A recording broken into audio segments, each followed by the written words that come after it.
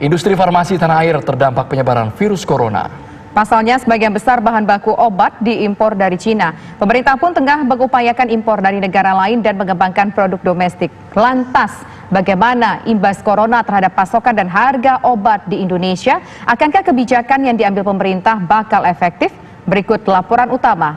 Corona tiba, stok obat menipis.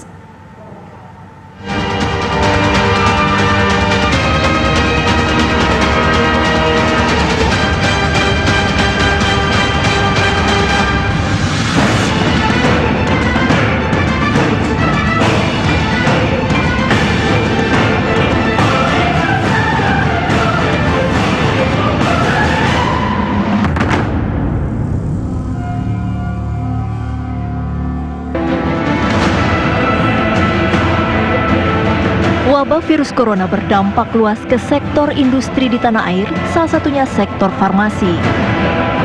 Pasalnya bahan baku obat-obatan banyak bergantung pada pasokan dari Cina yang saat ini industrinya terpukul berat akibat corona.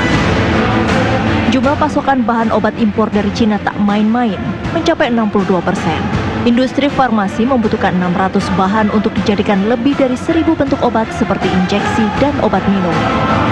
Kondisi ini mengakibatkan terhambatnya pasokan bahan baku untuk pasar dalam negeri. Jadi ada dua rantai secara jelas kita melihat kemampuan supply dari produsen yaitu Cina, India, dan di luar Cina dan India. Kemudian kemampuan daya beli dari industri farmasi sendiri dan importir bahan baku. Di samping ada obat-obat yang tadi rutin saya katakan, itu juga ada obat-obat untuk penyakit-penyakit berat. Kemudian ada obat-obat seperti misalnya kanker, kardiovaskuler, pembuluh darah, jantung. Kemudian obat-obat untuk rujukan, diabetes, segala macam, banyak macam. Jadi kita melihat bahwa masalah itu akan menjadi kritis. Nah, apakah itu ada kaitannya dengan penggantian di dalam?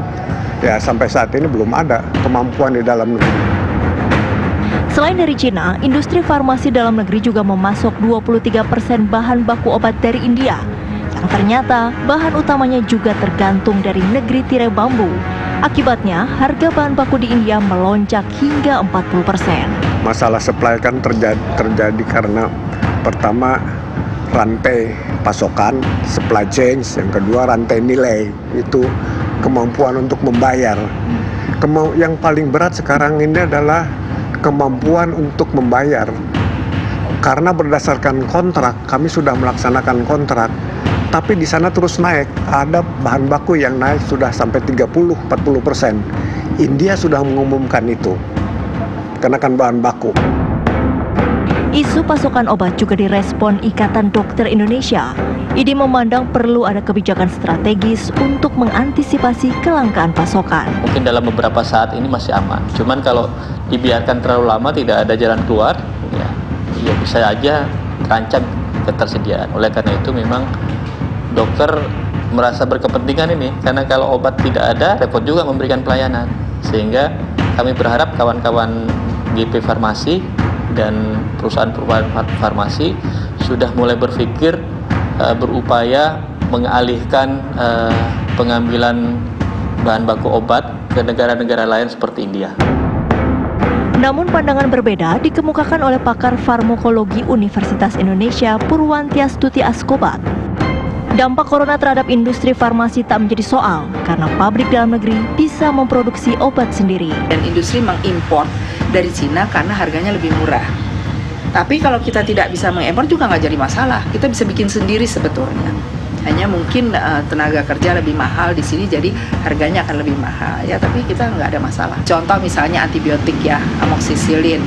Mungkin dari Cina sama amoksisilin, zatnya sama, semua mutunya harus yang sesuai dengan syarat-syarat ya. Itu kita beli dari sana tuh lebih murah. Mungkin karena tenaga kerja di sana lebih murah dibayarnya. Padahal sebenarnya kita bisa bikin sendiri juga. Cuma jatuhnya jadi lebih mahal gitu. Nah, kalau kita memang tidak bisa beli dari misalnya Cina itu, tentu kita bisa pakai yang kita bisa bikin sendiri.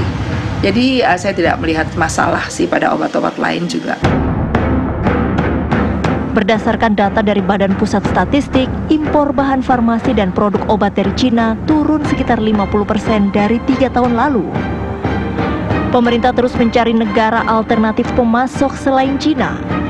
Wakil Presiden Ma'ruf Amin juga menyebut pemerintah berusaha mengembangkan produk dalam negeri untuk produksi bahan baku.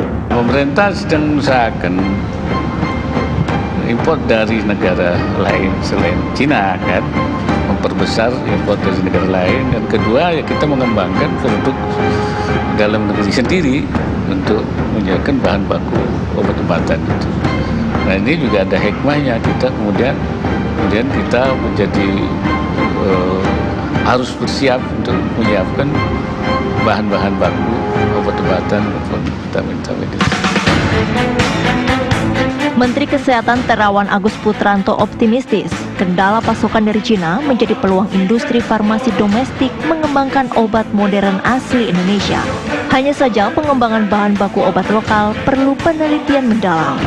Pemerintah tuh sebelumnya sedang menggalakkan usaha atau penelitian kerjasama antara universitas-universitas dengan pusat penelitian dengan kementerian-kementerian, itu membuat satu kerjasama untuk meneliti herbal-herbal yang ada di Indonesia dipercepat untuk menjadi obat. Saya kira ini perlu dikaji, jadi harus hati-hati dan pelan-pelan di dalam memutuskan. Artinya sebelum mengambil keputusan ini perlu dikaji apakah memang kita bisa memasok bahan-bahan baku dari negara yang lain atau bisa dari bahan baku lokal.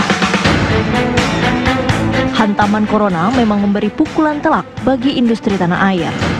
Namun ketersediaan obat di dalam negeri diyakini tak terlalu berpengaruh. Saya rasa nggak ada ya, karena kita sebetulnya persediaan obat kita banyak sekali. Industri obat kita luar biasa banyaknya, kita punya banyak sekali alternatif obat ya, jadi sama sekali tidak akan ada masalah untuk Indonesia. Indonesia udah keren sekali kok produksi obat. Bagaimana pemerintah harus bisa menjamin ketersediaan obat tanpa harus memberikan kecemasan kepada masyarakat. Nih, masyarakat nanti jadi resah karena khawatir obatnya habis dan sebagainya. Ini dulu yang harus diselesaikan. Adapun nanti jangka menengah dan jangka panjang ini sambil difikirkan dari sekarang.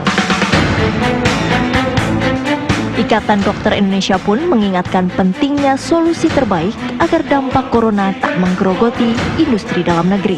Koordinasi lintas sektor itu harus diperkuat ya, sehingga masalah-masalah ikutannya yang justru lebih serius ini, masalah ikutannya masalah sosial, masalah politik, masalah psikologi, stigmatisasi misalnya, masalah ekonomi itu jauh lebih serius dari persoalan kesehatan yang disebabkan oleh coronavirus, ya. Lebih serius. Oleh karena itu memang seharusnya memperkuat kerjasama lintas sektor. Ya.